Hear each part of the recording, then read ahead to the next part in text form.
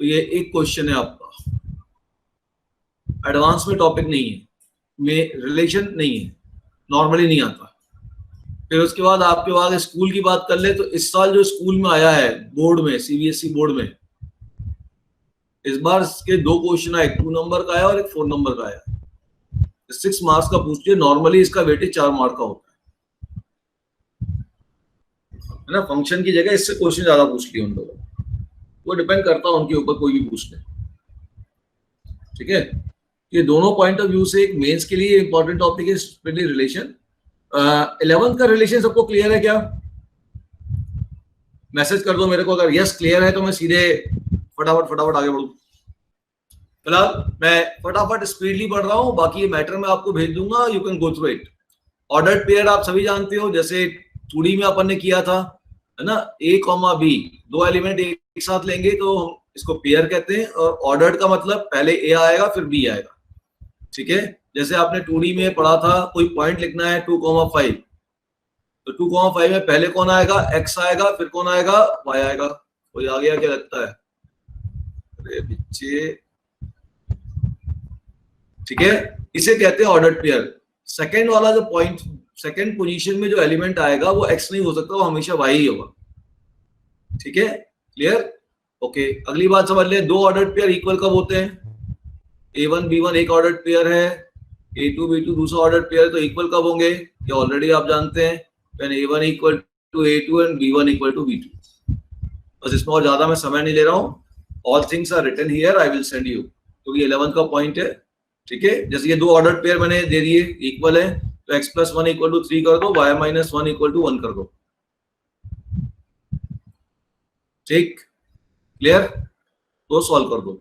Order triplet क्या होता है? जैसे 3D में आप पॉइंट लेते हो, ट्रिपलेट मतलब 3 कोऑर्डिनेट्स लेने हैं, 3 एलिमेंट लेने हैं, है ना। जैसे आपने ले लिया 1 3 5, तो this is x, this is y, this is z, example ये ले रहा हूं। ऐसे ये किसी एक सेट को बिलोंग करेगा, ये किसी दूसरे सेट को बिलोंग करेगा, ये किसी तीसरे सेट को बिलोंग करेगा, ठीक है। Now what is Cartesian product? Cartesian product क्या होता है?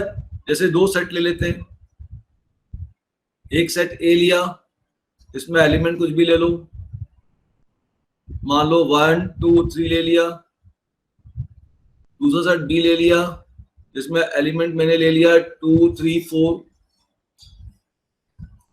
ठीक।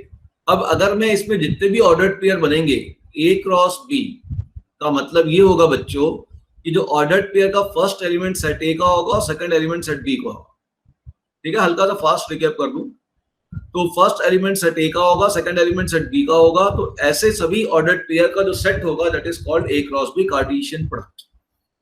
तो फर्स्ट एलिमेंट सेट A का ऑर्डर्ड पेयर का, सेकंड एलिमेंट सेट B का 1 2 1 3 1 4 2 2 2 3 2 4 3 2 3 3 3 4, ये आपके पास A क्रॉस B होगी, क्लियर, ठीक।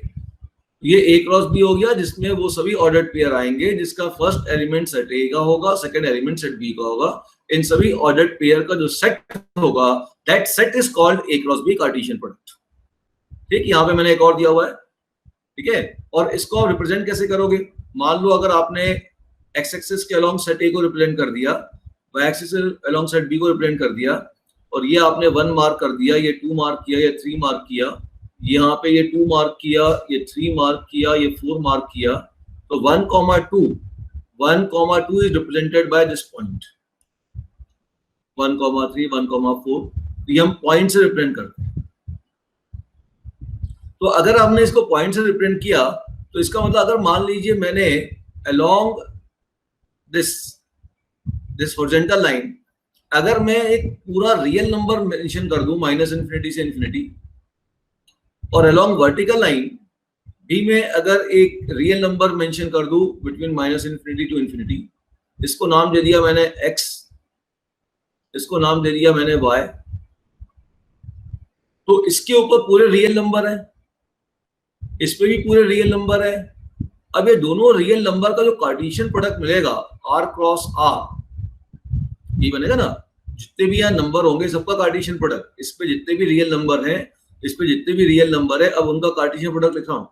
तो इसका जो कार्टेशियन प्रोडक्ट होगा वो तो क्लियरली ये सभी पॉइंट होंगे जो इस प्लेन पे होंगे, आया ना? बोलो, पॉइंट से रिप्रेजेंट हुआ ना ए क्रॉस बी। तो आर क्रॉस आर के जितने भी यहाँ पे पॉइंट होंगे वो सभी पॉइंट होंगे जो इस प्लेन पे होंगे।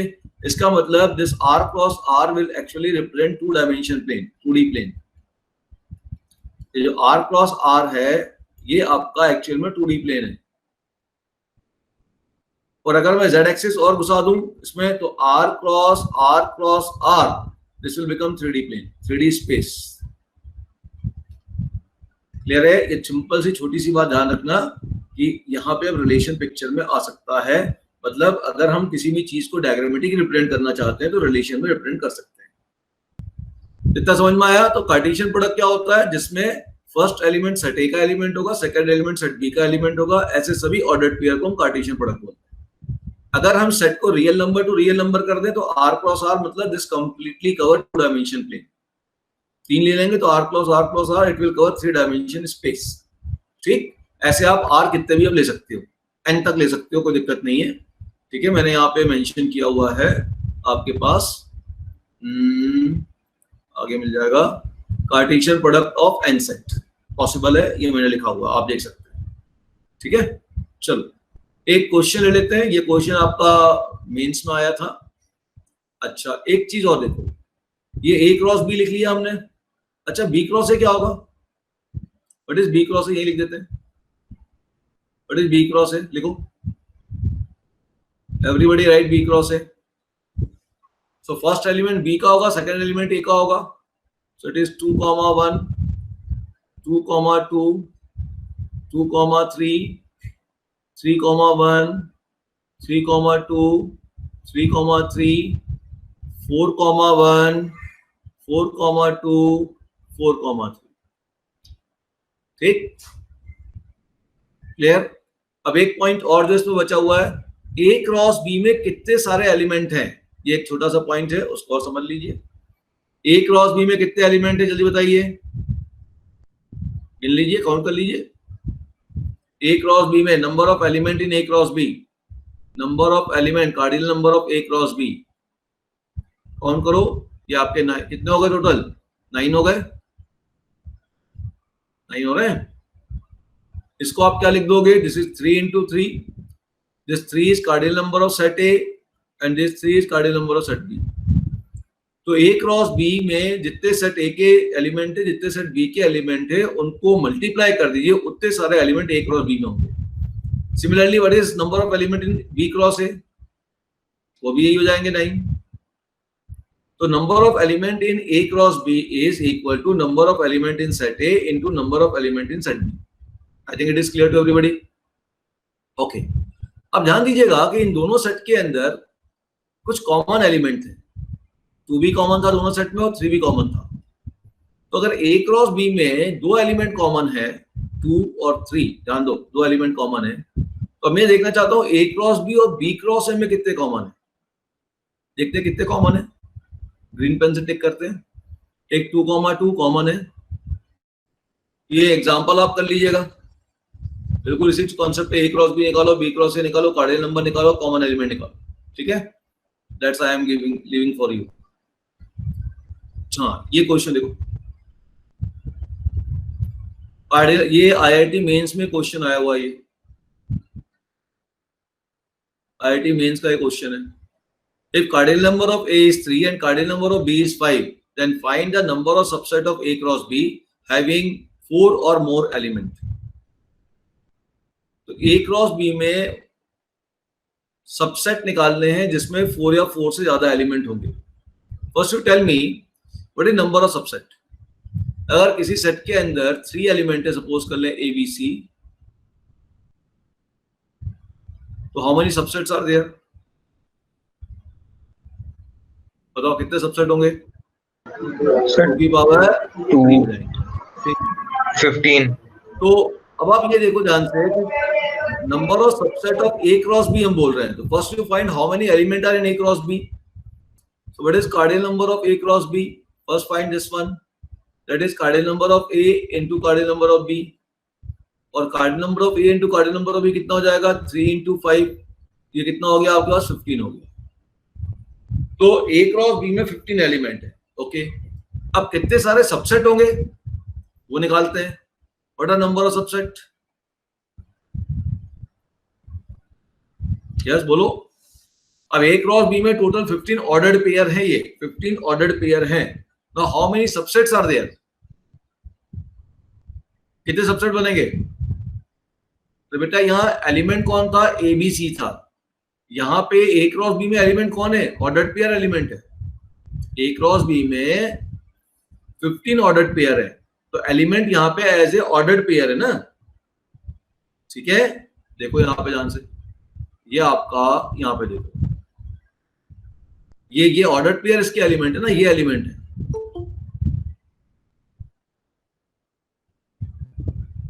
ठीक है, तो ये ऑर्डर्ड पेयर आपके एलिमेंट्स है। तो यहां पे ध्यान दीजिएगा, जब हम कह रहे हैं कि नंबर ऑफ एलिमेंट आपके,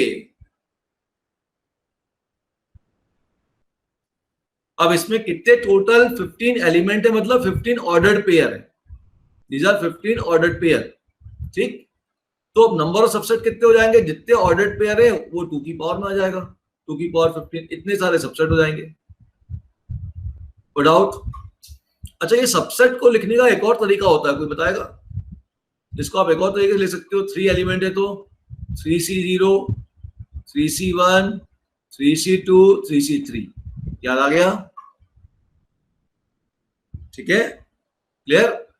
तो अब हमने ये बोला कि साहब ए और बी में 3 और 5 एलिमेंट है, number of subset of A cross B, A cross B में कितने सारे सबसेट है ये पता करना है। तो पहले ये पता करना पड़ेगा ए क्रॉस बी में कितने एलिमेंट है, वो हमने निकाल लिया 15। कितने सबसेट है वो भी निकाल लिया, 2 की पावर 15। हैविंग 4 और मोर एलिमेंट, हमें केवल वही सबसेट निकालना है जिसमें 4 या उससे ज्यादा एलिमेंट हो। तो रिक्वायर्ड नंबर ऑफ सबसेट क्या हो जाएगा?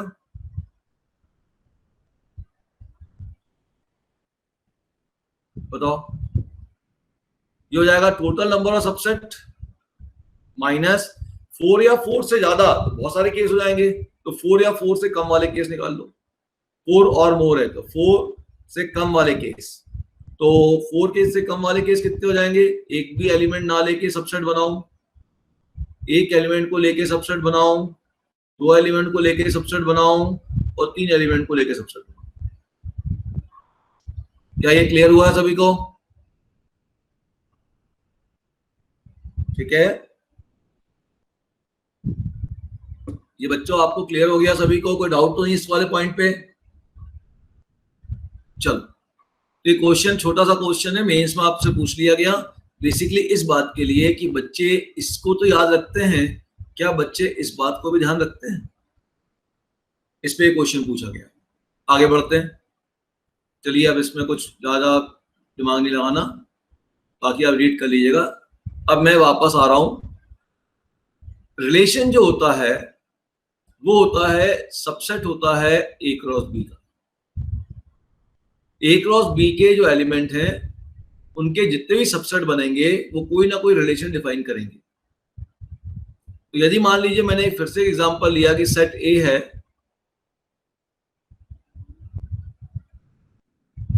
वन टू थ्री, और सेट बी ले लिया, सपोज कर लीजिए ए और या वही ले लेता हूं 2 3 4, तो ए क्रॉस बी में कितने एलिमेंट आ गए थे आपके बेटा? ए क्रॉस बी में फिर से लिख दो यहाँ पे 1 2 1 3 1 4 2 2 2 2 2 3 2 4 फिर 3 2 3 3 3 4। अब ये 9 एलिमेंट आ गए, तो कितने सबसेट बनेंगे ए क्रॉस बी के? तो सबसेट बन जाएंगे आपके पास कितने? 2 की पावर 9। 2 की पावर 9 मीन्स 512। इसका मतलब इन 9 एलिमेंट के बीच में 512 रिलेशन पॉसिबल है। क्लियर है? जितने सबसेट बनेंगे उतने रिलेशन है। क्लियर? मैंने यहाँ एग्जांपल भी दिया हुआ है, ABCDE और भोपाल चंडीगढ़ तो मैंने लेटर से इसकी स्टार्टिंग, कैपिटल की स्टार्टिंग और फर्स्ट लेटर ए से मैच कराओ। तो ए से कौन मैच करेगा? अहमदाबाद। बी से कौन मैच करेगा? भोपाल एंड बिहार। तो इस प्रकार से मैंने ऑर्डर पेयर का एक एग्जांपल दे रखा है। अब मैं यहाँ पे एक रिलेशन डिफाइन कर रहा हूं। रिलेशन जो भी कार्टेशियन प्रोडक्ट होता है उसका सबसेट होता है। पहली बात ये ध्यान रखिए। अब एक रिलेशन डिफाइन कर देता हूं मैं यहाँ पे। जैसे रिलेशन को आप कैसे डिफाइन करोगे कि relation R ordered pair A comma B such that, मैंने कह दिया कि ए इक्वल टू बी, बस A belong to set A, B belong to set B. अब ए इक्वल टू बी वाले कौन कौन से केस है निकाल लीजिए इसमें से। ए इक्वल टू बी वाला तो एक ही ऑर्डर्ड पेयर मिला 2,2 और दूसरा कौन सा मिला 3,3। तो इस रिलेशन को सेटिस्फाई करने वाला ये एक ही, ये दो केसेस है। तो जितने भी इसमें सबसेट बना पाओगे सबके सब रिलेशन कहलाएंगे। ठीक है, क्लियर? डाउट? तो जैसे यहाँ पे रिलेशन क्या मिला? ए और बी के एलिमेंट के बीच में, ए और बी के बीच में एलिमेंट मिला इक्वल टू। अगर मैं ऐसा बना देता है रिलेशन, या R1 कह लो, R2 रिलेशन ऐसा बना देता A comma B such that A is greater than B। अब A is greater than B वाले केस ढूंढो। तो फर्स्ट एलिमेंट सेकंड एलिमेंट से बड़ा हो वो केवल 3,2 है, बस एक ही केस है और कोई केस है ही नहीं। तो यहाँ पे केवल एक ही केस आएगा 3,2।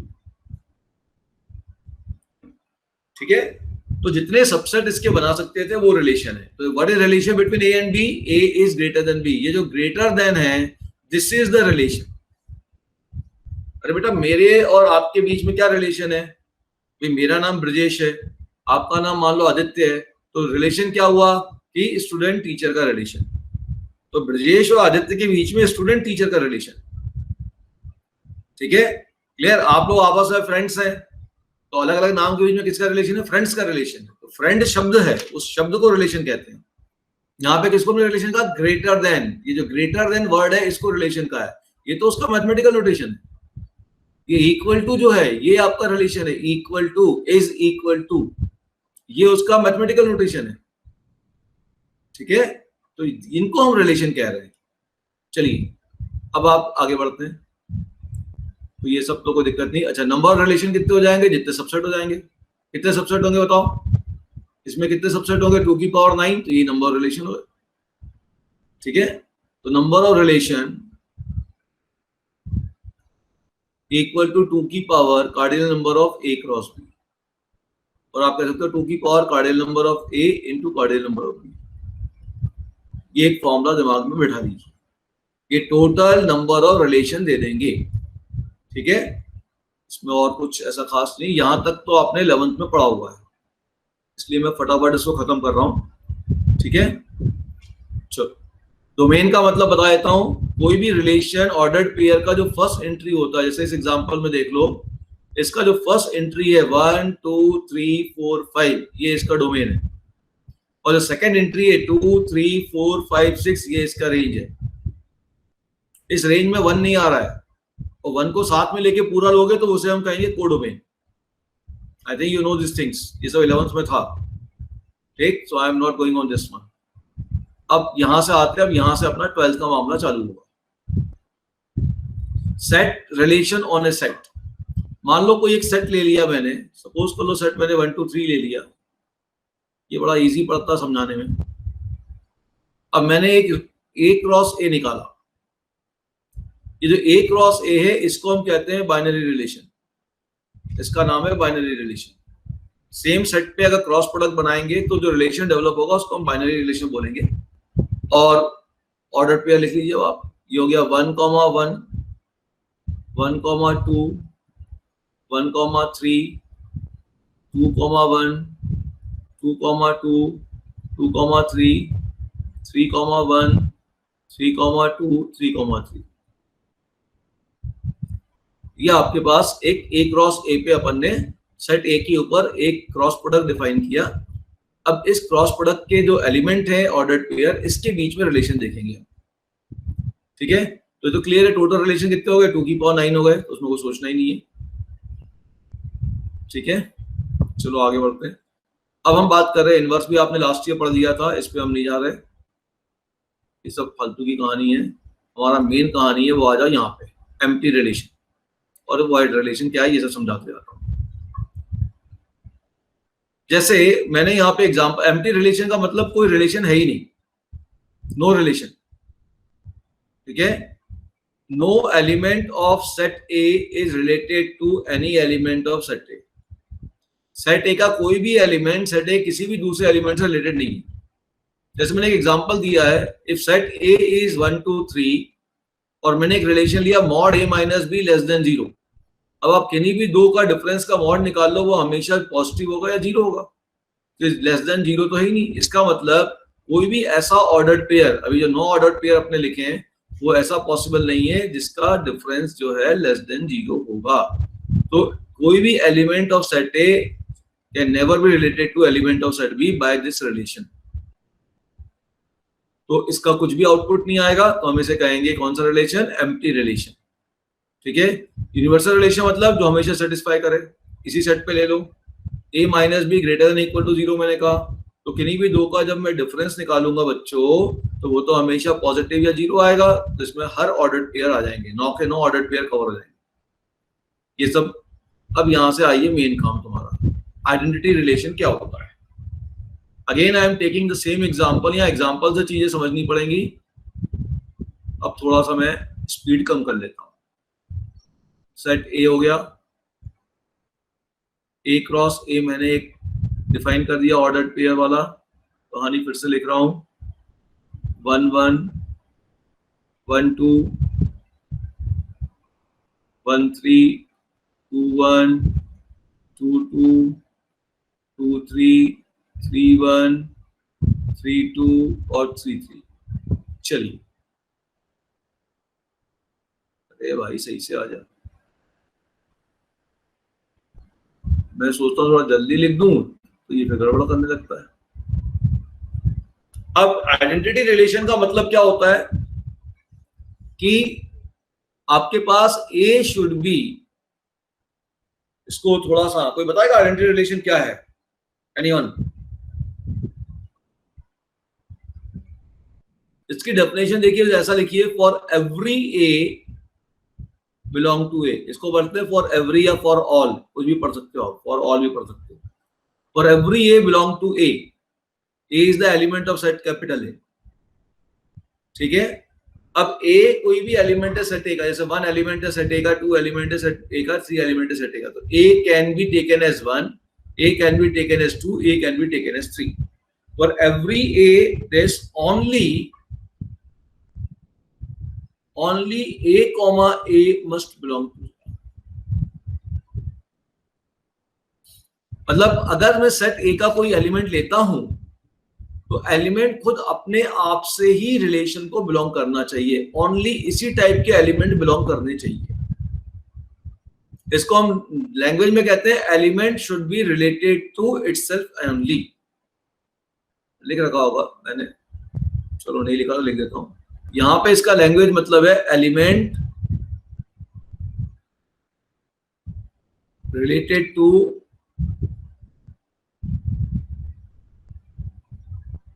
Itself only.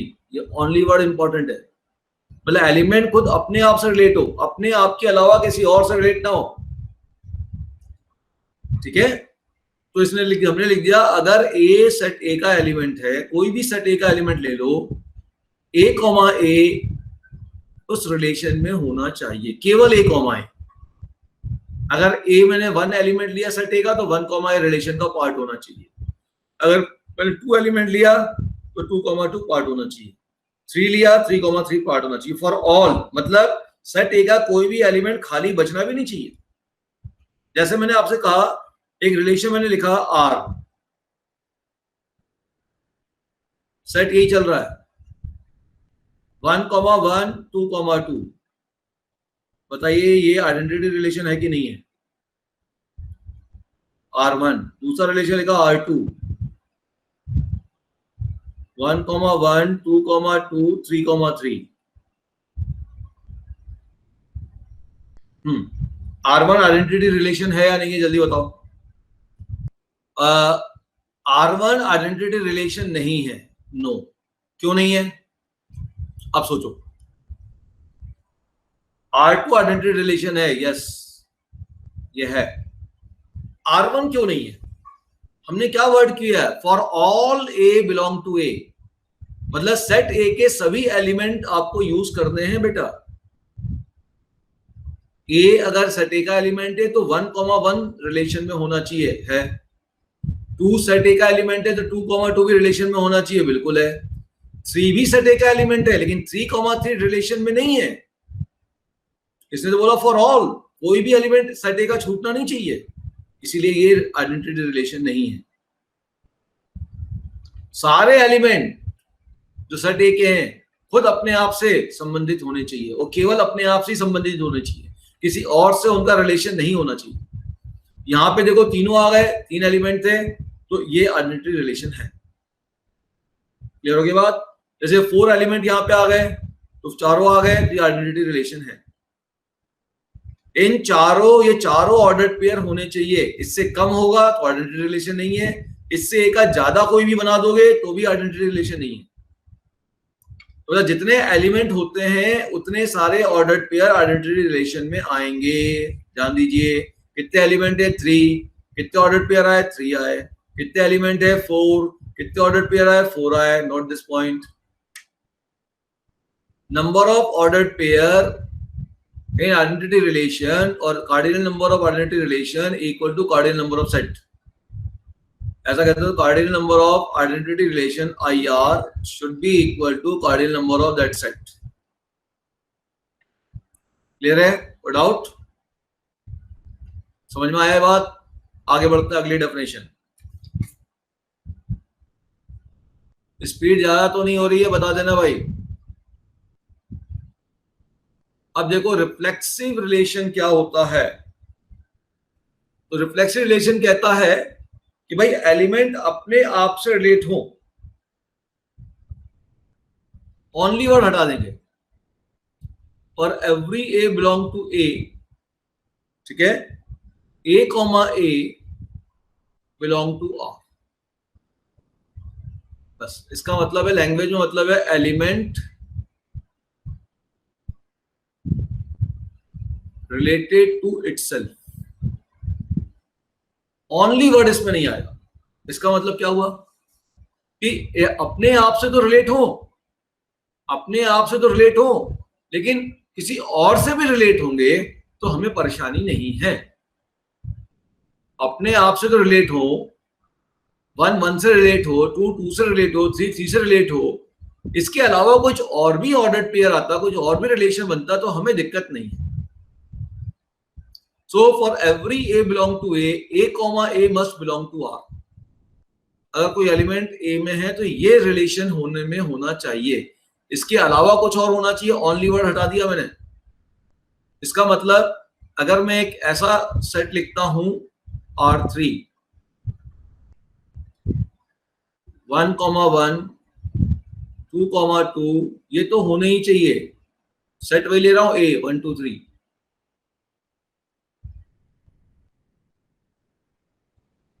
तो बहुत बेसिक चीज चल रही है, फिर लिखना सिखाया, लिखना कैसे इसको। अब ये 3 तो होने चाहिए, A comma A must belong to R। Itself अपने आप से रिलेट होने चाहिए। हाँ, एलिमेंट अपने आप से रिलेट हो रहा है, ठीक है, लेकिन केवल यही होने चाहिए क्या? ये तो नहीं बोला उसने, इसके अलावा कुछ और भी हो सकता है। हाँ ठीक है, अगर 1,2 हो जाए तो मुझे दिक्कत नहीं है, अगर 2,1 भी हो जाए तो भी मुझे दिक्कत नहीं है, कुछ और आ जाए तो मुझे भी दिक्कत नहीं। This is reflexive relation. अब एक बच्चा बोलेगा सर अगर ये दोनों एलिमेंट में बोलूं नहीं है तो क्या रिफ्लेक्सिव है? तो भी रिफ्लेक्सिव है। मतलब every reflexive relation is identity, but identity relation is, sorry, every identity relation is reflexive but reflexive is not identity. जरूरी नहीं है। तो ये बेसिक डिफरेंस समझ में आ गया आप लोग को कि रिफ्लेक्सिव में एलिमेंट खुद अपने आप से रिलेट होने चाहिए, उसके अलावा कुछ और भी एलिमेंट किसी और दूसरे एलिमेंट से रिलेट हो रहा है तो हमें प्रॉब्लम नहीं है। समझ गए? क्लियर? आइडेंटिटी में एलिमेंट केवल और केवल अपने आप से रिलेट होना चाहिए। और कोई भी खाली छूटना नहीं चाहिए। Clear now? अच्छा, अब मैं आपसे क्वेश्चन पूछता हूं। मान लीजिए मैंने R4 रिलेशन बनाया 1 1 2 2 3 3, ठीक है, ये बना दिया, और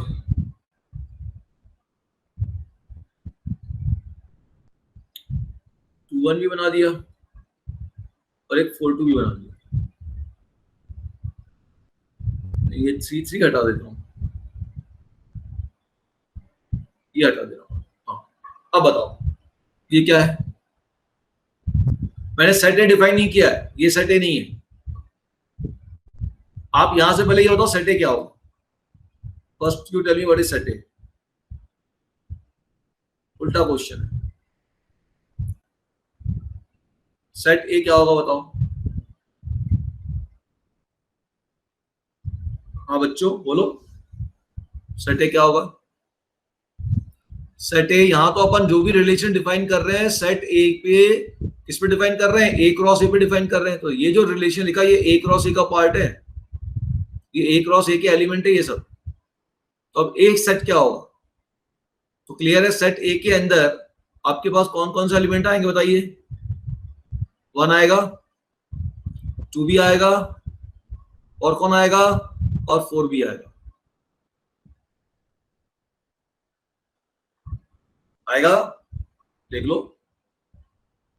ए क्रॉस ए निकालोगे ये केस बन जाएंगे पूरे, इसके अलावा भी केस बनेंगे। तो सेट ए में 1 2 4 आएगा। अब डेफिनेशन कहती है कि भाई ए कॉमा ए वाला तो होना चाहिए, इसके अलावा कुछ और आ जाए तो दिक्कत नहीं है, लेकिन इसके वाले तो पूरे होने चाहिए। तो 1 कॉमा 1 है, बिल्कुल है, ठीक, टिक कर दो, यस सही है।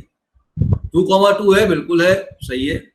4 है, 4 कॉमा 4 है क्या? नहीं है, 4 कॉमा 4 नहीं है, क्योंकि यहां पे 4 कॉमा 4 ये कहानी नहीं है, इसीलिए अब ये रिफ्लेक्सिव नहीं है।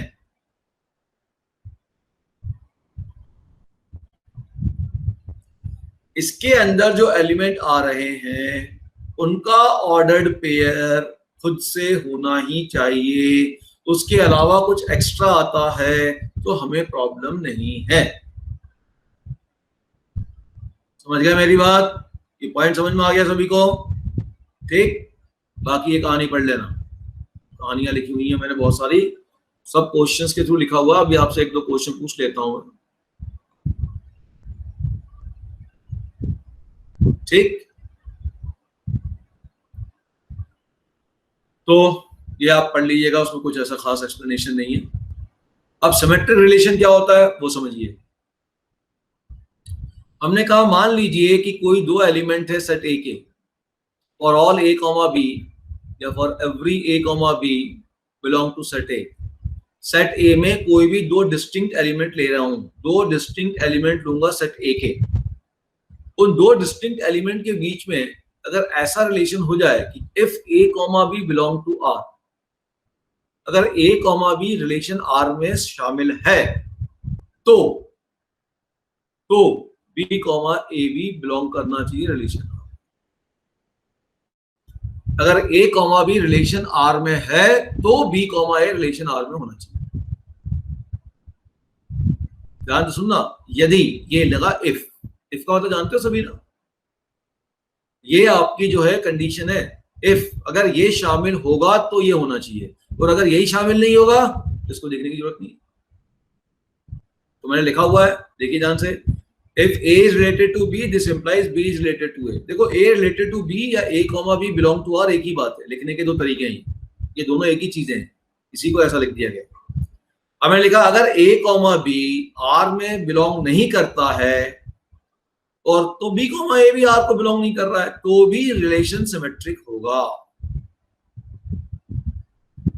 अगर इनपुट कंडीशन, यदि स्टार्टिंग की कंडीशन फेल हो जाती है तो बाद के होने का कोई मतलब ही नहीं है ना, ठीक है, तो भी रिलेशन सिमेट्रिक होगा। चलो एग्जांपल लेते हैं, एग्जांपल समझ में आएगा। चलिए सबसे बढ़िया वो R1 R2 वाला एग्जांपल लेता हूं। R2 वाला एग्जांपल क्या था, याद आ गया?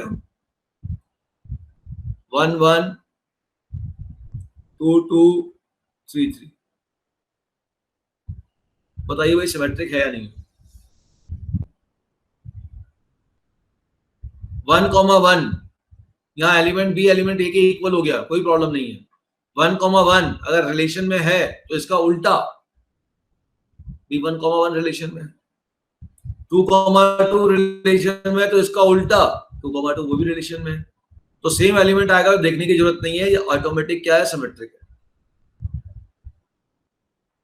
तो सेम एलिमेंट अगर आगे ऑर्डर्ड पेयर में तो अब हम देखेंगे ही नहीं, वो तो होंगे ही। लेकिन हाँ जितने एलिमेंट सेट ए के होंगे ठीक है, वो हो भी सकते हैं और नहीं भी हो सकते हैं, ये कोई जरूरी नहीं है। जैसे मैंने कहा, जैसे मैंने R1 बनाया था, R1 क्या बनाया था,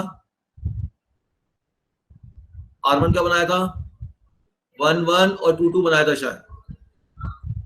अब ये R1 सिमेट्रिक है या नहीं बताइए, है ना।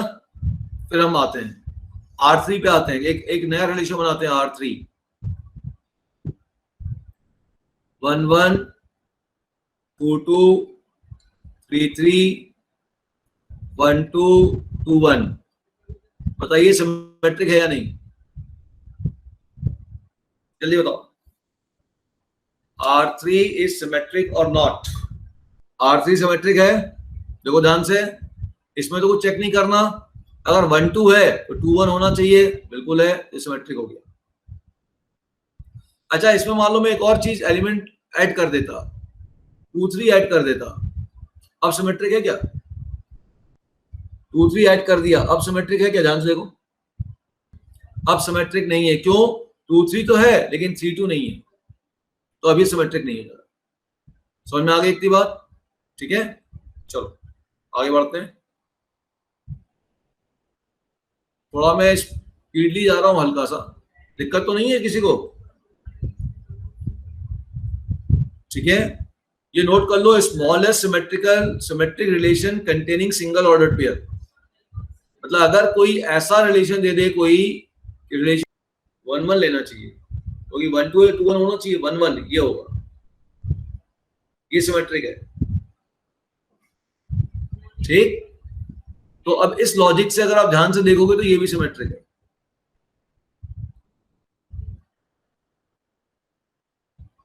जो भी मौजूद है उसका रिवर्स वाला भी मौजूद होना चाहिए, बस ये देखना आपने सिमेट्रिक। Okay, doubt? आगे बढ़ते हैं। चलो यहां पे हमने कुछ दिया हुआ है क्वेश्चन, ये बताओ सिमेट्रिक, ये सब लिखा हुआ है, चेक कर लो। ये सिमेट्रिक क्यों नहीं है? ये तो ले लिया अभी एग्जांपल, 1 2 है लेकिन 2 1 नहीं है, तो दिक्कत नहीं है, बताओ। ये भी ले लिया, ये बताओ ये सिमेट्रिक है या नहीं है? 1 2 है, 2 1 है, 2 3 है, 3 2 है, ये सिमेट्रिक है। ठीक, अब ये दो डेफिनेशन, एंटी सिमेट्रिक रिलेशन और एसिमेट्रिक रिलेशन, थोड़ा रुक के ले रहा हूं, पहले ट्रांजिटिव समझा दूंगा आपको। ट्रांजिटिव रिलेशन क्या है? Let A be an any set, a relation R on set A is to be transitive. Transitive का मतलब तुम सब जानते हो, ट्रांजिटिव मतलब एक से दूसरे पे पास होना। तो ये कह रहा है कि अगर ए बी सी 3 एलिमेंट है सेट ए के, और ए कॉमा बी बिलोंग करता है रिलेशन को, बी कॉमा सी बिलोंग करता है रिलेशन को, तो यहां से हम ये प्रूव कर सकते हैं कि ए कॉमा सी बिलोंग करेगा रिलेशन।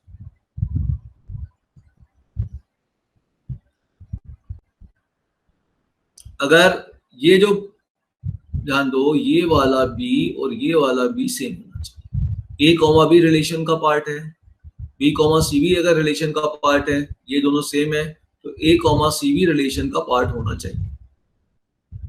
क्लियर होगी बात? अगर ऐसा होगा तो हम कहेंगे ट्रांजिटिव है। मतलब जो रिलेशन की प्रॉपर्टी थी उस बी ने, बी के थ्रू किस पे ट्रांजिट हो गई, किस पे पास ऑन हो गई, सी पे पास हो गई, ऐसा आप कह सकते हो। ठीक है, ओके। अब सुनना ध्यान से, यहां पे कंडीशन लगी है इफ, इसका मतलब क्या हुआ? अगर इनमें से ये दोनों कंडीशन सेटिस्फाई होंगी तो ही ये होना चाहिए। अगर ये दोनों में से कोई एक कंडीशन या दोनों कंडीशन सेटिस्फाई नहीं है तो ये हो या ना हो उससे कोई लेना देना नहीं है, हम कहेंगे कि हमारा रिलेशन ट्रांजिटिव है। फिर से बोल रहा हूं, अगर मान लो दोनों कंडीशन सेटिस्फाई नहीं है तो भी रिलेशन ट्रांजिटिव है। इसमें से एक सेटिस्फाई है, एक सेटिस्फाई नहीं है, तो भी रिलेशन ट्रांजिटिव है। ये मैंने पूरे लिखे हैं, यहाँ लिखे हुए हैं। A, B belong to R, B, C belong to R, तो A, C must belong to R।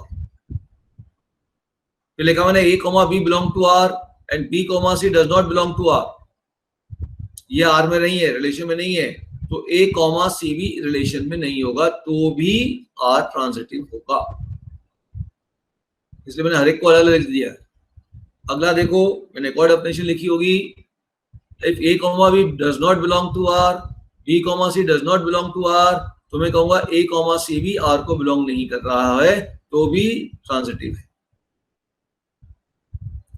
ठीक, जैसे चलो यहाँ पे एग्जांपल लिखे हुए, मैं बार बार काय को लिखूं। चलो इस रिलेशन को देखो, ट्रांजिटिव है या नहीं है, चेक करो। 1,2 है, 2,1 है, ये 2 पे एंड हुआ, ये 2 पे स्टार्ट हुआ, गायब। 1,1 रिलेशन में होना चाहिए, ये है, ठीक, सेटिस्फाई हो गया। लेकिन हर एलिमेंट में सेटिस्फाई होना चाहिए। 2,1 है, 1,2 है, तो 2,1 आ गया, ठीक है। ये जो सेम पे लगाते हैं तब कोई दिक्कत नहीं होगी, वापस ये मिल जाता है, ठीक है, क्लियर। तो ये मैं बोल रहा हूँ ट्रांजिटिव नहीं है। क्यों नहीं है भाई, कोई बताएगा क्यों नहीं है? ट्रांजिटिव क्यों नहीं है? जब देखो इस चीजों में उल्टा लगाऊंगा, 2,1 देखो आर में है और 1,2 भी आर में है। अब ये देखो, ये 1 पे एंड हुआ और ये 1 पे स्टार्ट हुआ, ये कैंसिल हो गया, हट गया, तो मिलेगा क्या? 2 किससे रिलेट होगा? 2 से रिलेट होगा। क्या 2,2 रिलेशन में है? चेक करो, 2,2 रिलेशन में नहीं है। अगर एक भी एलिमेंट हमारा फेल हो गया तो हम कहेंगे कि वो रिलेशन हमारा ट्रांजिटिव नहीं है। अब ये एग्जांपल देखिए, क्या है ट्रांजिटिव है? 1,2 1,3, 1,2 रिलेटेड है, ठीक है, 1,2 रिलेशन में है, लेकिन 2 से स्टार्ट होने वाला जो दूसरा पॉइंट होना चाहिए था वो तो रिलेशन में है ही नहीं। तो A, B तो, लेकिन B के बाद B से जो C रिलेट होना चाहिए था, B, C, वो तो है ही नहीं। तो अगर कोई भी एक ऑर्डर्ड पेयर नहीं है तो भी हम कहेंगे वो ट्रांजिटिव है। तो इसमें भी ट्रांजिटिव की सेटिस्फाई हो गया, क्योंकि इसके बाद का ऑर्डर्ड पेयर पॉसिबल ही नहीं है इस रिलेशन में। 1,3 है, इसके बाद का ऑर्डर्ड पेयर फिर पॉसिबल नहीं है, इस रिलेशन में नहीं है, दिया नहीं है, इसका मतलब ये फिर ट्रांजिटिव है। ये क्यों ट्रांजिटिव हुआ? ये ट्रांजिटिव इस केस के कारण हुआ। ये देखो, A, B तो है, लेकिन B, C नहीं है, तो A, C होने का कोई मतलब ही नहीं, तो भी रिलेशन को ट्रांजिटिव कहेंगे। आगे बात मेरी समझ में सबको? इसको थोड़ा एग्जांपल से ही देखना पड़ता है तो ज्यादा क्लियर होता है। अब इसको देखो, ये ट्रांजिटिव है या नहीं? 1,1 1,2, तो वापस 1,2 आ जाएगा। देख लो, देखो कोई फेल तो नहीं हो रहा, ये देखना है, फेल तो नहीं हो रहा। 1, 2, 2, 2, 2, 3, तो 1, 3 है। 2, 3 से स्टार्ट होने वाला कोई नहीं है, देखने की जरूरत नहीं है, ट्रांजिटिव की प्रॉपर्टी सेटिस्फाई हो गई, क्योंकि 3 से स्टार्ट होने वाला है ही नहीं। 1, 3, फिर 3 से स्टार्ट होने वाला नहीं है, फिर ट्रांजिटिव देखने की जरूरत नहीं है, सेटिस्फाई हो गया। और कुछ देख लो, जिस पे ये एंड हो रहा है अगला उसमें स्टार्ट होना चाहिए। बोलो, तो यहाँ पे ट्रांजिटिव की सभी डेफिनेशन सेटिस्फाई हो रही है। ये है, ये जिस पे एंड हुआ दूसरा उससे स्टार्ट हुआ तो ट्रांजिटिव की सेटिस्फाई हो गई।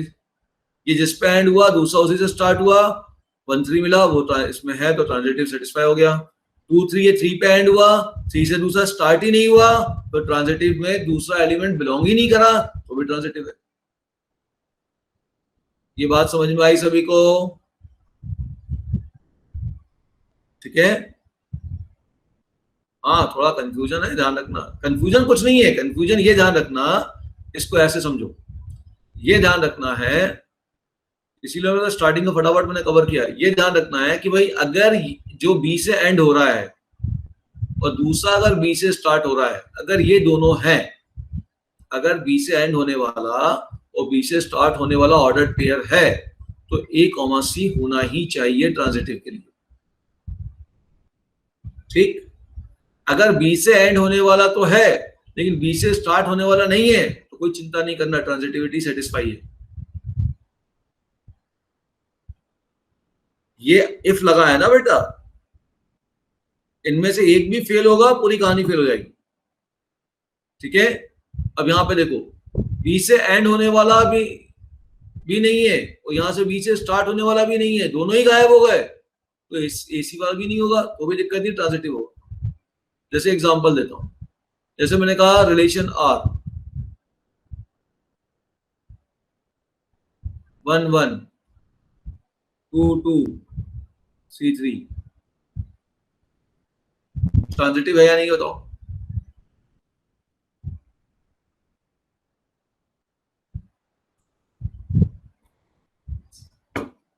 बोलो,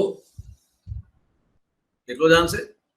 1 पे एंड हुआ, 1 से स्टार्ट होने वाला है ही नहीं, ट्रांजिटिव सेटिस्फाई।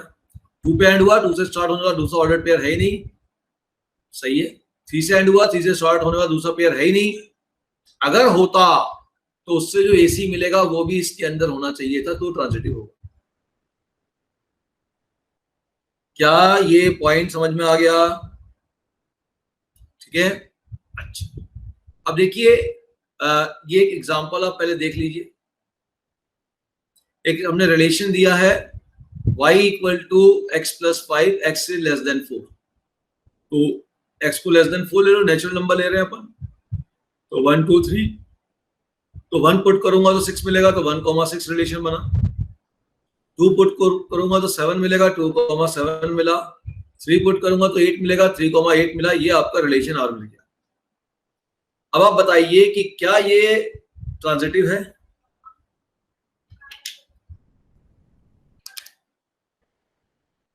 अब मैं मेन चीज पे अब आ रहा हूं,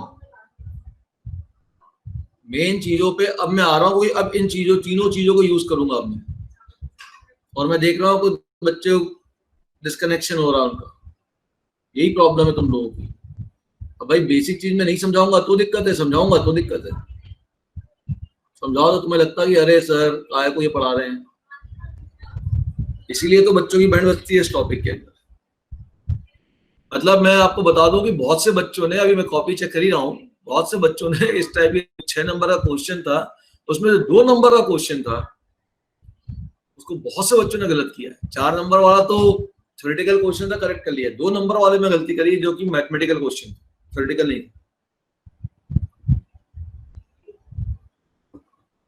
चलिए अब देखिए, देखिए ट्रांजिटिव है क्या? 1,6 है, क्या 6 से स्टार्ट होने वाला दूसरा है? बोलो, नहीं है, ट्रांजिटिव सेटिस्फाई हो गई। 2,7 है, क्या 7 से स्टार्ट होने वाला है? नहीं है, ठीक है, ट्रांजिटिविटी सेटिस्फाई। 3,8 है, 8 से स्टार्ट होने वाला दूसरा है? नहीं है, ठीक है, तो ट्रांजिटिविटी सेटिस्फाई। ठीक, अच्छा ये रिफ्लेक्सिव है क्या? रिफ्लेक्सिव है,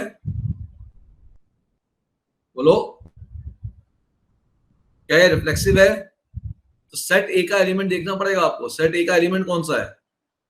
x से लेस देन 4, x, y, ठीक है, तो ट्रांजिटिव नहीं है, रिफ्लेक्सिव तो हो ही नहीं सकता, क्योंकि अगर 1 है एलिमेंट तो 1,1 होना चाहिए, तो रिफ्लेक्सिव खत्म हो गया। तो मैं सीधे कहूंगा इक्विवेलेंस रिलेशन नहीं है। इक्विवेलेंस रिलेशन क्या होता है? अगर कोई भी रिलेशन रिफ्लेक्सिव भी हो, सिमेट्रिक भी हो, ट्रांजिटिव भी हो, तीनों होगा तो उसको हम इक्विवेलेंस रिलेशन कहेंगे। अगर तीनों होगा तभी उसको हम इक्विवेलेंस रिलेशन कहेंगे, अदरवाइज उसको हम इक्विवेलेंस रिलेशन नहीं कहेंगे। ठीक है, अब मैं आता हूं क्वेश्चनों पे। इतनी तो कहानी हो गई तुम्हारी बेसिक, समझ में आ गया सभी को? हाँ, सिंपल क्वेश्चन ले रहा हूं, इस एग्जांपल को देखते हैं। Let T be a set of all triangle in a plane which are a relation given by T1 T2, T1 is congruent to T2। हमने कह दिया T1 is congruent to T2, और T क्या है? Triangle है। ठीक, जैसे हमने कहा एक ट्रायंगल ABC है T1 और ट्रायंगल DEF है T2।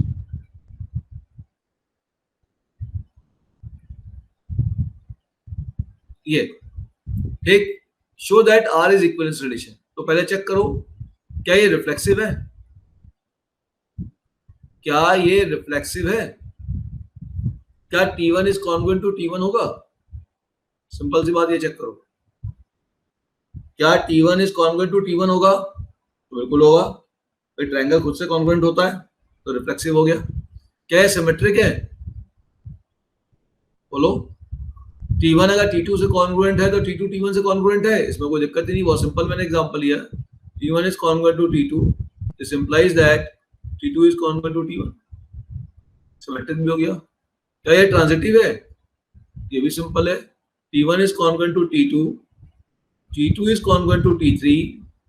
So can you say here that T1 is congruent to T3? हाँ या ना? कह सकते हैं ना? तो इसका मतलब जो कॉन्ग्रुएंसी है that is a equivalence relation. चलो अच्छा बताओ, क्या perpendicular is equivalence relation? Line L is perpendicular to line M. Is perpendicular is the equivalence relation. सोचो।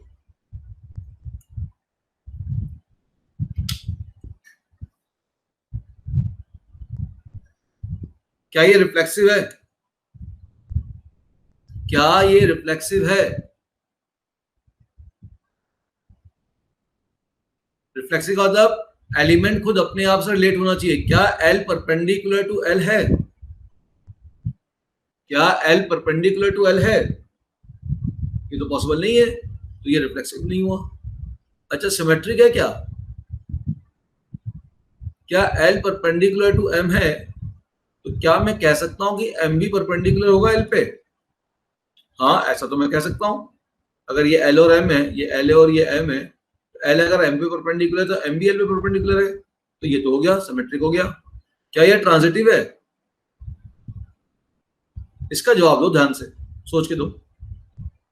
अगर L परपेंडिकुलर है M पे और M परपेंडिकुलर है N पे, तो can you say L is perpendicular to N? थोड़ा diagram बनाओ, पकड़ में आ जाएगा। बहुत से बच्चे ये सोच रहे होंगे, यस थोड़ा डायग्राम बनाओ तो समझ में आएगा। देखो ये L हुआ और ये M पे परपेंडिकुलर है, और ये जो M है वो परपेंडिकुलर किस पे है? N पे। तो जो M है वो इस N पर परपेंडिकुलर है, तो क्लियर दिख गया L is the parallel to M, ये ट्रांजिटिव भी नहीं है। इतना आया समझ में सबको? बेसिक चीज समझ में आ गई? अच्छा अब मैं आपको एक बहुत मजेदार क्वेश्चन दे रहा हूं, एनसीईआरटी का क्वेश्चन है, ये बड़ा मजेदार क्वेश्चन है। यहां से समझ में आ जाएगा कि आप लोग रिलेशन के बारे में कितना समझते हैं, है ना। एक रिलेशन आर डिफाइन किया, एनसीईआरटी में कुछ क्वेश्चन बहुत अच्छे दिए। ए कॉमा बी, पुरानी बुक में उसका आंसर गलत दिया है, फिर नई बुक में करेक्ट किया गया है।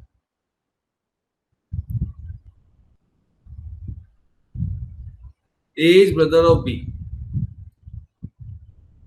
Check whether it is a equivalence relation or not. आप ये चेक करो, रिफ्लेक्सिव, सिमेट्रिक, ट्रांजिटिव। इसके नीचे मुझे आंसर दो, यस नो यस, क्या आएगा, बस ऐसा आंसर, यस नो यस करके भेजो मुझे। सबसे बढ़िया एग्जांपल है, क्या ए का ब्रदर हो सकता है? क्या आप खुद अपने ब्रदर हो? वो तो नहीं हो सकता, तो रिफ्लेक्सिव तो नहीं है, no. Symmetric, if A is brother of B, तो क्या बी ए का ब्रदर है? जवाब दो। A is brother of B,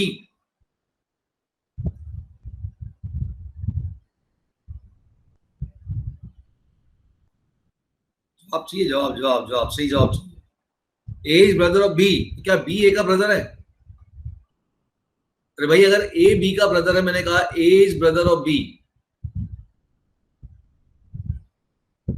तो क्या यहां से आप कह सकते हो बी इज ब्रदर ऑफ ए?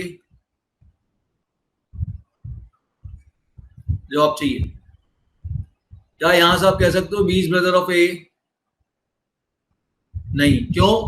क्योंकि ए इज ब्रदर ऑफ बी, तो हो सकता है बी आपकी गर्ल भी हो या बी आपका बॉय भी हो।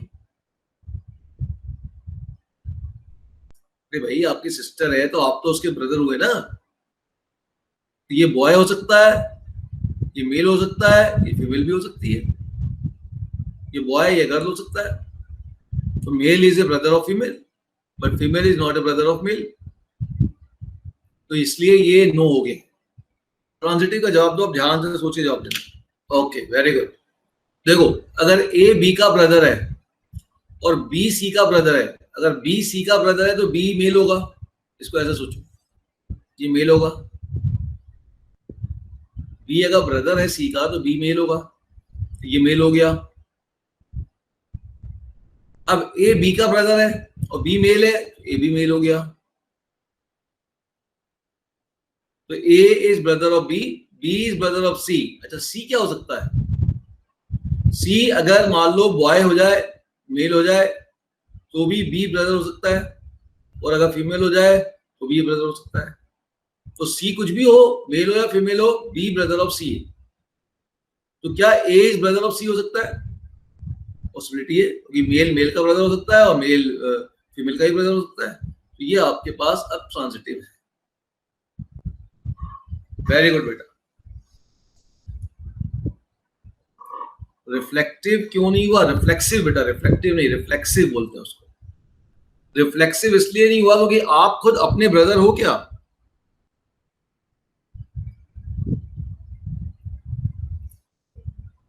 आप क्या यह सोचो, क्या तुम खुद अपने ब्रदर हो? ये तो गलत हो गया ना, तुम अपने ब्रदर नहीं, ठीक है ना, समझ गए? तुम अपने ब्रदर हो क्या, सोचो इस बारे में, तो तुम्हें जवाब मिल जाएगा कि रिफ्लेक्सिव क्यों नहीं है। चलिए एक और क्वेश्चन देता हूं। अच्छा एक चीज ध्यान रखिएगा कि अगर मैं इस टाइप ऑफ क्वेश्चन एक अगली क्लास में और लूंगा, उसको हम बाद में देखते हैं। पहले एक क्वेश्चन लेते हैं जो अपने को कैसे प्रेजेंटेशन देना वो समझे।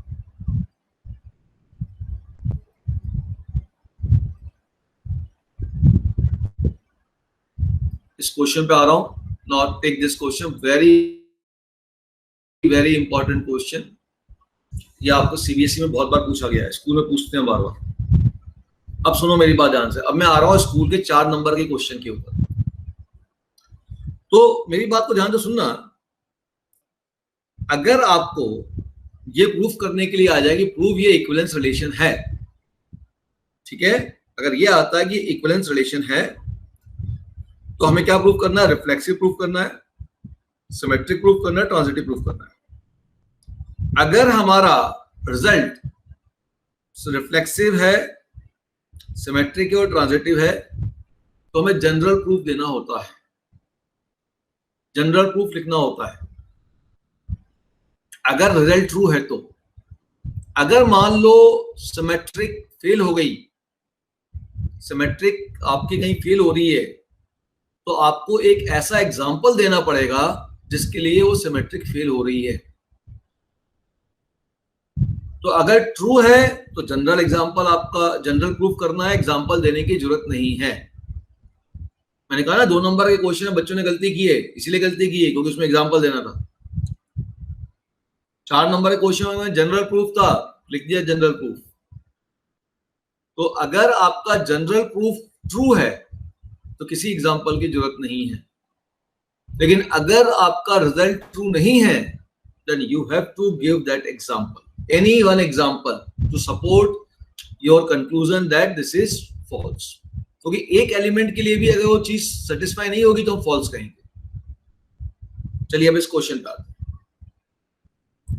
Let n denote set of all natural number and r be the relation on n cross n defined by a comma b related to c comma d if ad b plus c equal to bc a plus d। तो इसने define कैसे किया ध्यान देना। एक ordered pair a comma b है, उसको relate कराया है ordered pair c comma d से। अब ये बोल रहा है if this implies that ad into b plus c is equal to bc into a plus d। मैं थोड़ा सा इसको और मैनिपुलेट कर दूं, इस bc को यहां ले आता हूं और a plus d को ad से डिवाइड कर दूंगा। यहां डिवाइड कर दूंगा तो आ जाएगा 1/b plus 1/c और ये हो जाएगा 1/a plus 1/b. So if A is related to B, if A comma B ordered pair is related to ordered pair C comma D, then this is the definition. तो क्या definition है? A be ordered pair अगर C D से relate है तो जो बीच वाले हैं इनके रेसिप्रोकल का सम एंड वालों के रेसिप्रोकल के सम के बराबर है. This is the definition. ठीक. अब पहला मेरे पास रिजल्ट आया कि भाई मुझे ये चेक करना है कि रिफ्लेक्सिव है या नहीं है. तो रिफ्लेक्सिव में क्या होता है? सेम एलिमेंट को रिलेट कराना है. ठीक है. तो रिफ्लेक्सिव में हम सेम एलिमेंट को रिलेट कराएंगे. तो ध्यान दीजिएगा एलिमेंट कौन है? ए कॉमा बी है. ए एलिमेंट नहीं है. A comma be ordered pair यहाँ पे एक एलिमेंट है. This is the element for this relation. This is the another element for this relation.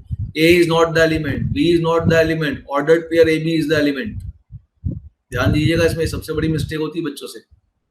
तो एलिमेंट अगर A कॉमा B है तो मुझे देखना क्या A comma B related to A comma B है. Reflexive element should be related to itself. क्या A comma B से रिलेटेड है by this definition? So let us apply this definition and see true है कि false है. बीच वाले के reciprocal का सम एंड वाले के रेसिप्रोकल के सम के इक्वल है क्या? तो बिल्कुल इक्वल है. इसका मतलब ट्रू हो गया ये. और जैसे ही ट्रू हुआ हम कहेंगे R is reflexive. Second, symmetry. Symmetry में देखना है कि if A is related to B, A comma B related to C comma D, अगर ये ट्रू है तो यहां से आपको ये लिखना है कि C comma D is related to A comma B. अगर ये ट्रू है तो ये प्रूफ करना है. तो अगर ये ट्रू है मतलब इसको लगाओ A कॉमा B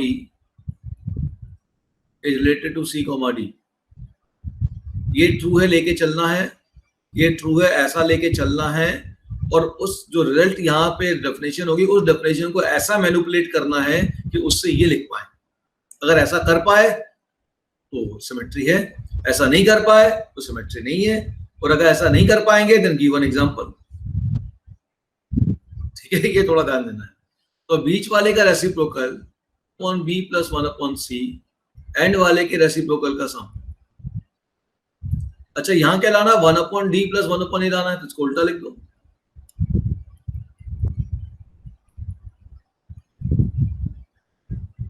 इसको वापस लिख दो 1/d + 1/a is equal to, ठीक है ना, 1/c + 1/b.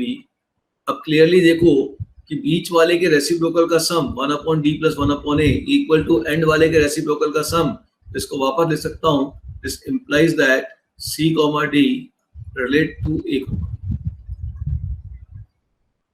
आई मेरी बात समझ में सभी बच्चों को? तो आपके पास डेफिनेशन से अगर आप उसको एडजस्ट करके लिख सकते हैं, थोड़ा सा रीअरेंजमेंट करके लिख सकते हैं, तो कोई आपको सपोर्टिंग एग्जांपल देने की जरूरत नहीं है. तो सिमेट्री हो गया. अब थर्ड आ जाइए, ट्रांजिटिव. क्या ट्रांजिटिव है? क्या है definition? If A, B is related to C, D and C, D is related to E, F, from here we can conclude, we should conclude, or if we can conclude that A, B is related to E, F, तो हम कहेंगे transitive. So let us apply this definition first. A, B related to C, D. यह आपके पास result हो जाएगा बीच वाले का reciprocal का सम एंड वाले के सम के बराबर है. नाउ C, D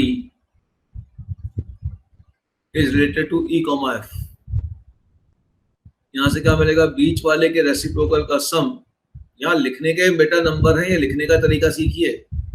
यही तो बच्चे गड़बड़ करते हैं. बच्चे IIT करते रहते, लिखने का तरीका नहीं जान देते, एग्जाम में जाकर गड़बड़ कर देते हैं.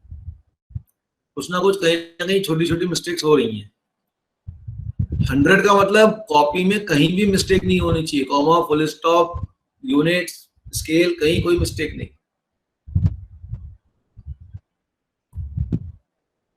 तो 100 मिलेंगे.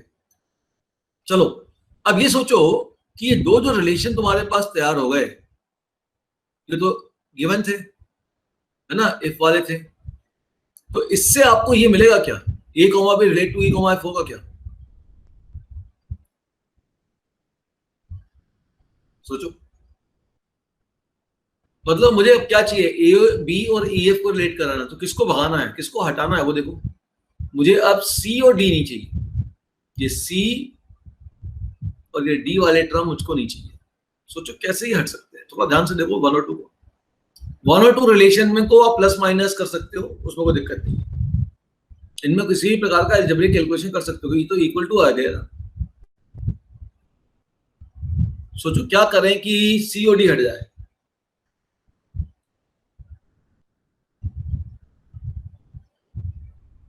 1/d माइनस 1/c, सिंपल, इधर से उधर। इधर से उधर क्या कर रहे हैं, प्लस कर दे, माइनस कर दे, इनटू कर दे, डिवाइड कर दे, क्या कर दे बताओ?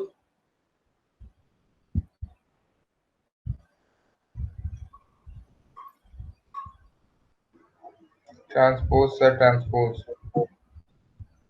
सिंपल इक्वेशन वन और टू को ऐड कर दो, देखो जैसे ही ऐड करोगे लेफ्ट हैंड साइड में आ जाएगा 1/b plus 1/c plus 1/d plus 1/e is equal to 1/a plus 1/d plus 1/c plus 1/f।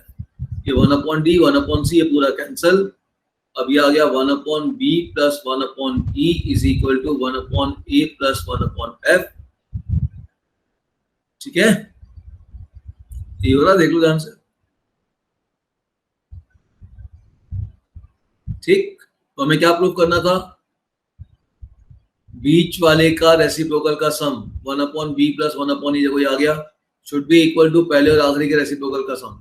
So from here we can say this is nothing but therefore I can say a comma b is related to e comma f। देख लो इस तरीके से proof करना है, general proof है तो किसी भी सपोर्टिंग एग्जांपल की या उसको डिस्कार्ड करने के लिए एग्जांपल देने की जरूरत नहीं है। Let R be a relation on a set R of a real number defined by A is related to B if mod A minus B less than equal to 1। तो बोल रहा है कि A और B कोई भी real number हो सकते हैं, और डेफिनेशन उसने ये बना दी कि A is mod A minus B। मैं यही समझा दे रहा हूँ, लिखने में समझ नहीं लगा। डेफिनेशन उसने बनाई है कि mod A minus B is less than equal to 1। ये रिलेशन की डेफिनेशन थी। चलो रिफ्लेक्सिव में क्या देखेंगे, रिफ्लेक्सिव में देखेंगे क्या ए से रिलेटेड है, is A is related to A, मतलब बी की जगह ए रख दो, तो ए माइनस ए क्या हो जाएगा, ध्यान से देखो, जीरो, तो जीरो लेस देन 1 है, बोलो ट्रू है ये तो। ठीक है भाई, एलिमेंट को हम बी की जगह क्या रख देंगे, ए रख देंगे। ये डेफिनेशन किसकी थी बेटा, ए रिलेटेड टू बी की थी ना, और हमें किसकी डेफिनेशन बनानी है, ए रिलेटेड टू ए की बनानी है, तो बी की जगह ए रख दो, तो ए माइनस ए जीरो हो गया, जीरो लेस देन 1 ट्रू हो गया, इसका मतलब रिफ्लेक्सिव तो है। चलिए अब ए रिलेटेड टू बी की डेफिनेशन क्या है, A mod A minus B less than equal to 1। अब मुझे क्या प्रूफ करना है सिमेट्रिक में, कि अगर ए रिलेट कर रहा है बी से, तो मैं ये प्रूफ कर पाऊं कि बी रिलेट कर रहा है ए से। तो ए रिलेटेड टू बी का मतलब mod A minus B less than equal to 1। अच्छा, और b रिलेटेड टू a का मतलब क्या होगा, पहले देख लो इसका मतलब क्या होगा, b रिलेटेड टू a का mod b minus A less than equal to 1। और मॉड a माइनस b को मॉड b माइनस ए लिखने में किसी को प्रॉब्लम है क्या, ऐसा लिख सकता हूँ, नहीं लिख सकता हूँ, बताओ यहाँ से ये।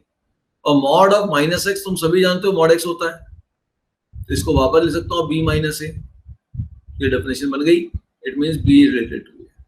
तो मैंने स्टार्ट किया था A is related to B से, ध्यान से सुनना, मैंने स्टार्ट किया था A is related to B से, और थोड़ा सा मैनिपुलेशन एडजस्टमेंट करके, और सही एडजस्टमेंट करके, गलत नहीं, सही एडजस्टमेंट करके मैं B रिलेटेड टू A पे पहुंच गया, इसका मतलब सिमेट्रिक है। ठीक, क्लियर, कोई डाउट? एंटी सिमेट्रिक मैंने ये बताया नहीं, रुक जाओ, इसको अगली क्लास में बताऊंगा। अब ट्रांजिटिव देखो, अगर A रिलेटेड टू B है, तो mod of a minus B less than equal to 1 है, b रिलेटेड टू c है, तो b रिलेटेड टू c है, तो mod of b minus c less than equal to 1 है। और क्या प्रूव करना है? c related to a, sorry a related to c। क्या प्रूव करना है? Mod of a minus c less than equal to 1। तो इन दो इक्वेशन से क्या आप ये ला सकते हो अलजेब्रिक कैलकुलेशन से? वो तो थोड़ा गड़बड़ दिख रहा है क्योंकि मॉड आ गया है ना। मॉड को सिंपल ऐड थोड़ी कर सकते कि minus B plus B cut जाएगा। तो ये आ भी सकता और नहीं भी आ सकता, दिख ही रहा है कि पॉसिबिलिटी है कि कुछ भी हो सकता है। तो आप एक ऐसा एग्जांपल ढूंढो जिसके लिए ये दो तो ट्रू हो। सुनो ध्यान से, ऐसा एग्जांपल मन में ढूंढो जिसके लिए ये दो तो ट्रू हो, ये ट्रू हो लेकिन ये फॉल्स हो जाए। अगर ऐसा एग्जांपल ढूंढ गए ठीक है, क्योंकि जनरल प्रूफ यहां पॉसिबल नहीं दिख रहा। ठीक, तो देखिए हमने एग्जांपल दे रखा है कि 1 इज रिलेटेड टू 2, तो इनका मॉड जो होगा डिफरेंस होगा, देखो 1 आएगा, 1 is less than equal to 1, equal to 1 तो है। 2 is related to 3, 2 minus 3 is less than equal to 1, related है। लेकिन 1 3 रिलेटेड नहीं है। 1 minus 3 is 2 which is not less than 1। समझ गए? तो बेटा अगर चीज फेल हो रही है तो आपको एक सपोर्टिंग एग्जांपल देना पड़ेगा। बहुत बार बच्चे इस क्वेश्चन को ऐसा भी करते हैं, देखिए ध्यान से। Mod a minus B less than equal to 1, it means a minus B lie between -1 to +1। Mod b minus c less than equal to 1, it means b minus c should lie between -1 to +1। आप कहते हैं काम को और दोनों को जोड़ देते हैं,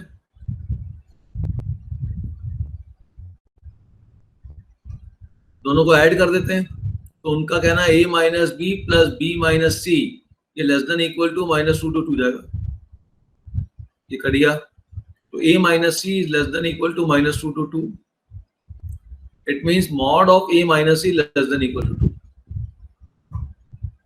कर सकते हो, लेकिन अगर आपके दिमाग में सपोर्टिव एग्जांपल आ गया, एक एग्जांपल आ गया, तो इसको करने की जरूरत नहीं। ठीक है, इसकी जरूरत नहीं है अगर एग्जांपल आ गया तो, और अगर एग्जांपल नहीं आ रहा है तो ठीक है, ये करके आ जाइए। ये सपोर्टिव एग्जांपल बहुत जरूरी है अगर आपका डेफिनेशन फेल होती है तो। डेफिनेशन फेल हो रही है तो ये लिखने की जरूरत नहीं है, इसकी जरूरत नहीं है। ये लिखते हो तो अच्छी बात है, कंपलसरी ये नहीं है, कंपलसरी ये है। ठीक है, मेरे पॉइंट समझ में आ गया? अगर डेफिनेशन ट्रू जा रही है तब तो जनरल प्रूफ लिख के आ जाओ, कोई एग्जांपल देने की जरूरत नहीं है। और डेफिनेशन फेल हो रही है तो एग्जांपल दो। मैंने कहा ना 2 नंबर के क्वेश्चन में बच्चों ने गलती की क्योंकि उसमें एग्जांपल देने थे, उसमें एग्जांपल से ही वो क्वेश्चन बनता। क्वेश्चन भी ऐसा था कि एग्जांपल ही देने, लेकिन बच्चों ने उसको कुछ भी लिख दिया तो वैसे काम नहीं चलेगा। फेल हो रहा है तो आपको एग्जांपल देना पड़ेगा। क्लियर होगी बात? सिमेट्रिक है जनरल प्रूफ करो, ट्रांजिटिव है जनरल प्रूफ करो। ठीक है, जनरल प्रूफ करके भी आप प्रूफ कर रहे हो कि हाँ साहब ये आ गया, ऐसा फेल हो रहा है, चलेगा, लेकिन फिर भी एग्जांपल देना पड़ेगा। आपने प्रूफ कर दिया लेस देन इक्वल टू 2 है, फेल हो रहा है, फेल हुआ ना ये। अगर ट्रांजिटिव फेल हो गई, आपने आंसर नो लिख दिया वहां पे कि ट्रांजिटिव नहीं है, you have to give example. आप ये लिख के आगे बोले एग्जांपल तो नहीं दिया, ये तो लिख दिया ना मैंने प्रूफ, एग्जांपल नहीं दिया, नंबर कट जाएंगे आप। डेफिनेशन कोई भी तीनों में से कोई भी डेफिनेशन फेल होती है, भले आप जनरल प्रूफ से उसका डेफिनेशन फेल होना दिखा रहे हो, आपको सपोर्टिव एग्जांपल कंपल्सरली देना है, otherwise you will lose 1 mark for that example.